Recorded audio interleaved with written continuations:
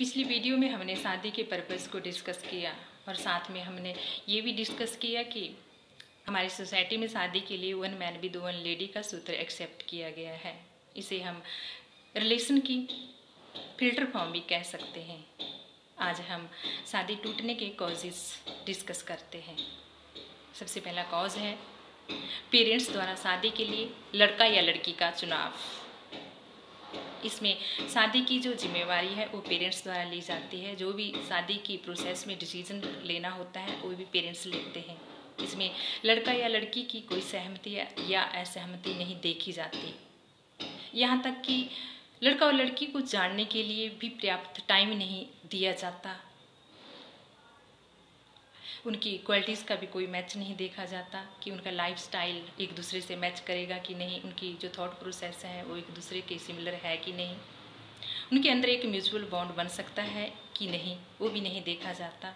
इस प्रकार लड़के और लड़की की शादी कर दी जाती है, क्योंकि शादी से पहले वे एक दूसरे को जान ही नहीं पाए। उनके पास एक दूसरे को समझने के लिए पर्याप्त समय ही नहीं था, क्योंकि सारे डिसीजन पेरेंट्स द्वारा ही लिए गए। तो इसके लिए शादी के बाद भी उनके बीच जो म्यूचुअल बॉन्ड बनना चाहिए था वो नहीं बन पाता, क्योंकि शादी जैसे जीवन भर चलने वाले रिश्ते के लिए कपल के बीच की बॉन्डिंग होनी बहुत आवश्यक है। अगर ये बॉन्डिंग कमज़ोर है तो रिश्ता कभी भी कमज़ोर पड़ सकता है, टूट सकता है। क्योंकि शादी से पहले इसमें पेरेंट्स ने बच्चों के टेस्ट या जो शादी करने वाले लड़का लड़की हैं उनके इंटरेस्ट को नहीं देखा, उनके थॉट को नहीं देखा, उनसे ये भी जानने की कोशिश नहीं की कि या वे जीवन भर एक दूसरे की जिम्मेवारी उठा सकते हैं। बिना पूछे ही शादी कर ली। इस प्रकार जब शादी के बाद वे हस्बैंड वाइफ बन जाते हैं तो एक दूसरे को समझने में नाकामयाब हो जाते हैं। एक दूसरे को समझ ही नहीं पाते, एक दूसरे की केयर ही नहीं कर पाते और रिश्ते की आयु बहुत कम हो जाती है। आइए हम एक एग्जाम्पल द्वारा समझते हैं। एक माली जो है बगीचे में लगे हुए प्लांट्स की जब केयर करता है तो वे उसे प्रॉपर समय पर खाद देता है, उसकी सिंचाई करता है, निदाई गुड़ाई करता है। अगर प्लांट्स के बीच में खरपतवार पैदा हो जाए तो उनकी छंटाई करता है, क्योंकि खरपतवार जो है वो प्लांट्स की आयु कम कर देते हैं। इसलिए प्लांट्स की लंबी आयु के लिए खरपतवार का हटाना और प्लांट्स की प्रॉपर केयर करना आवश्यक हो जाता है।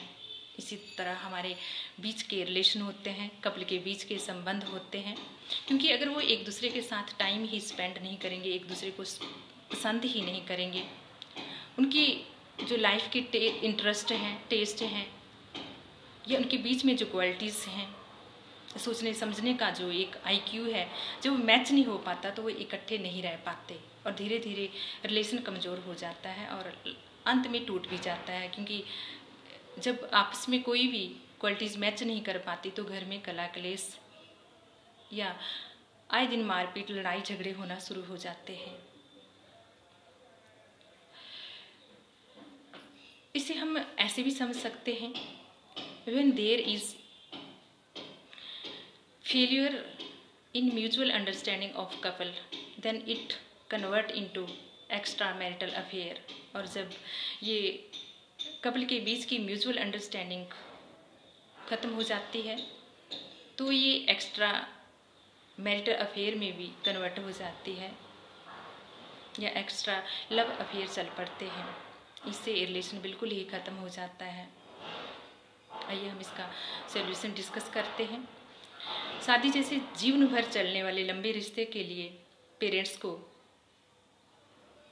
लड़का और लड़की के बीच नहीं आना चाहिए, बल्कि जो शादी करने वाले कपल होते हैं, लड़का या लड़की होते हैं, उन्हें ही एक दूसरे की जिम्मेवारी लेने का अधिकार देना चाहिए कि वे जीवन भर एक दूसरे के साथ रह सकते हैं, एक दूसरे की जिम्मेवारी उठा सकते हैं। और शादी से पहले उनके पास भी पर्याप्त समय होना चाहिए एक दूसरे को समझने को। जब वो एक दूसरे को अच्छी तरह से समझेंगे तभी तो वो जीवन को चला सकेंगे। उनकी क्वालिटीज़ के बीच में सिमिलरिटीज़ होनी चाहिए। उनके जो क्वालिफिकेशन का या एजुकेशनल गैप है वो ये भी बहुत ज़्यादा नहीं होना चाहिए। 19-21 का फ़र्क तो चढ़ता ही है, पर बहुत ज़्यादा बेमेल होना भी शादी टूटने का कारण होता है।